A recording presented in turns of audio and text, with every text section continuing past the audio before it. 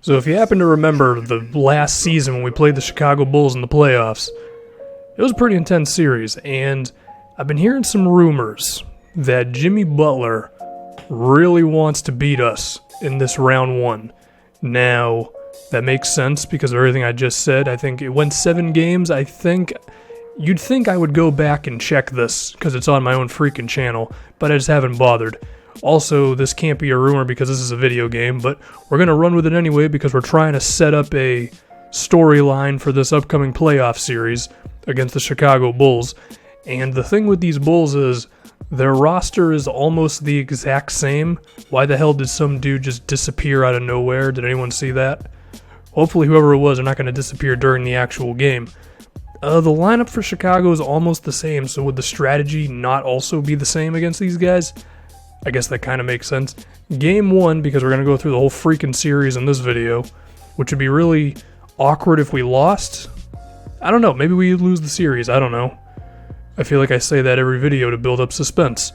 Thad Young missed a 3-pointer, and who was that? Oh yeah, I think Bobby Portis actually made some improvements. I think he actually has a 3-point shot now, as I was looking through some of the Bulls attributes or whatever. Because I think in the last series, we just left him wide open a lot of the time, which benefited us a lot because it allowed Aaron Gordon to just do whatever the hell he wanted on defense. Notice how we're running with Gordon at center right now. I think I'm giving Bagley a few minutes rest, and that should have gone really well because it was Aaron Gordon about to dunk on someone's head. But then we got our shot blocked.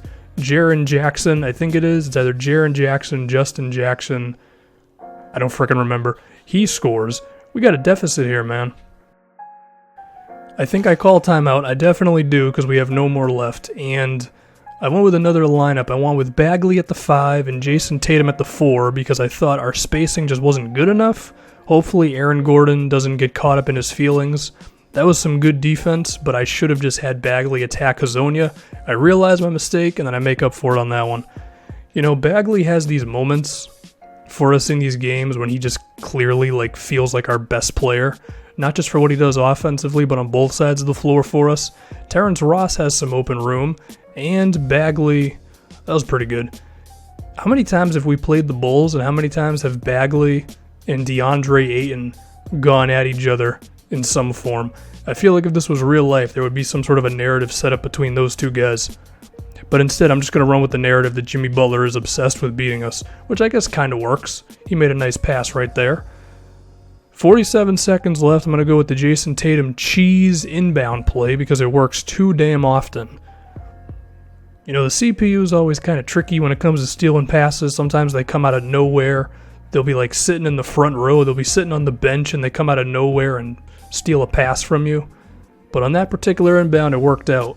I don't know how the hell to stop that Jimmy Butler play when he starts off in the corner, gets that screen, because he's already so close to the basket without even really doing much. I did consider putting Jason Tatum on him, but I wanted to save Tatum's stamina and all that for the offensive side of the floor. I actually passed the ball back out because I instinctively did that because I thought it was going to get stolen or something, because the CPU's in my head whenever I make a pass, but luckily we get that one. 2-point game, 19 seconds left. Jimmy Butler's got to be fuming. He's already gone down to us once, and so now we're going to see 2K's masterful last-second play, which is they just stand there and then eventually shoot a 3-pointer. In real life, you'd want to go for the tie here, but they're just going to put it all down to one shot. We're on Jimmy Butler. We kind of were, and you got to be freaking kidding me, man. Well, it seems that the narrative makes sense now. So that was good and bad. It was good because the intro means something, I guess. But it's bad because now we're down 1-0. Because Jimmy freaking Butler wants to hit a 3-pointer Steph Curry style.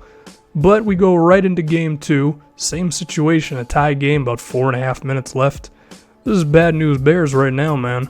Bagley, I'm going to need this hook shot. Those hook shots are weird. I feel like no matter how early I do the release on those particular type of hooks where there's a little extra animation, it's always slightly late. Maybe you just have to be a god among hook shots. Like if Kareem Abdul-Jabbar could get a perfect release on that, maybe.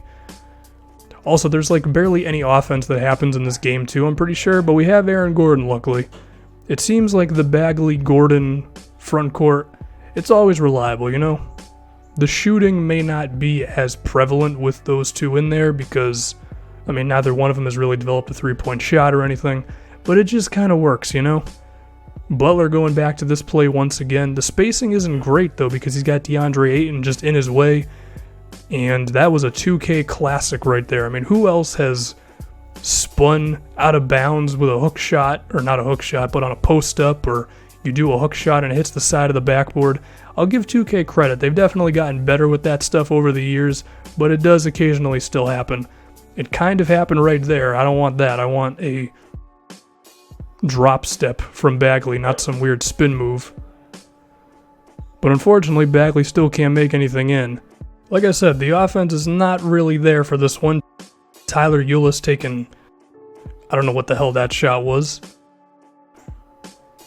And they should just be giving the ball to Jimmy Butler, but I think Ulis is feeling himself a bit. Hopefully I'm pronouncing his last name correctly.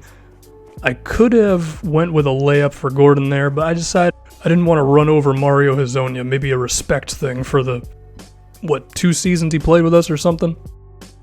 There's a mismatch and a half right now with Tyler Ulis on Marvin Bagley. But that's actually good defense from Chicago to double team, you know? Well, maybe it is, maybe it isn't. Kemba Walker wide open. They gambled and it actually worked out for them, so that's good. And then we steal the ball. So basically, neither one of us know how to play basketball right now, and we're just trying to figure it out as we go. This is really like a YMCA game at the moment. We're missing shots. We're turning the ball over in dumb ways. We're shooting the ball and it's hitting the other side of the backboard. But Jimmy Butler, he's got to be feeling himself after that game 1 buzzer beater, but it doesn't even end up in his hands. He's passing the ball out to Bobby Portis. The weird step back 3-pointers the CPU always shoot don't go in. Has anyone scored besides Aaron Gordon on 1 layup earlier on in this thing? Oh, by the way, Jason Tatum fouled out. I should mention that one. That's why Fournier is in at the 3 spot. Someone's open, but Jimmy Butler did a good job of recovering. This is not looking like a good possession right now. We really don't know what the hell we're doing. I got to throw something up with Fournier. He's hitting the backboard. This went from a YMCA game to like a 6th grade game. I mean, it's bad shots. This is horrible. But we still have a 3-point lead, and all that matters is we get the win. So for this last possession, I don't remember what the hell I call. Okay, Marvin Bagley sets me a screen. I would like him to roll to the rim a little faster than that. Luckily, Aaron Gordon with an offensive rebound, and now we're just, don't shoot the ball anymore, because it's bad luck at this point.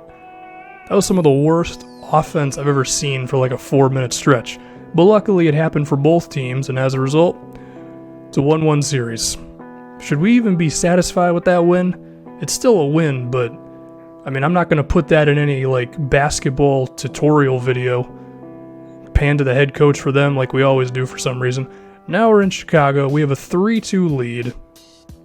Why does 2K have these step-back 3-pointers so often? For 2K18, you know what I might do? I might go into the tendencies of every single player on some super nerd stuff and turn down the step-back jumpers besides just like a few guys, because it's like everyone shoots those. Those and turnaround jumpers. There's too damn many of those in this game, and it's been a thing in 2K for a while. Anyway, no way that hook shot should have went in. Jimmy Butler was all over me. A D release still managed to go in. And as long as the ball's not in Jimmy Butler's hands... Okay, never mind, I'm full of crap. I was going to say that I feel good, but if Ayton's scoring on me on a post-up, then I guess I'm just wrong on that one. This shot from Richardson, that was not a good play by me. The spacing wasn't good. I wanted him to cut to the basket anyway, but it still kind of worked out. So Chicago pretty much has to score right now if they want any sort of a chance. Fred Hoiberg is yelling at Jimmy Butler. I'm surprised Fred Hoiberg is still the coach because we're like 6 seasons into this thing, or 4. I don't remember how many we are. I don't pay attention to my own series. Gordon, that made no damn sense. It just went through the basket or something. But I think that was pretty much the dagger for this one. The 10-point lead, and we're going on to the Eastern Conference Finals. So that went pretty well. But if you remember, the opponent that we're going to have is either going to be the young Milwaukee Bucks or the old as hell Cleveland Cavaliers. And I'm not going to lie to you, I kind of want to play the Bucks because I'm tired of playing the Cavs in every frickin' MyGM series. It's going to be the Cavs once again. man, I might pick the Suns for 2K18 just so I can avoid the Cavaliers. Then we can play the Warriors, which might not be that much better. Cavs actually blew them out in the Game 7. So we got Cleveland.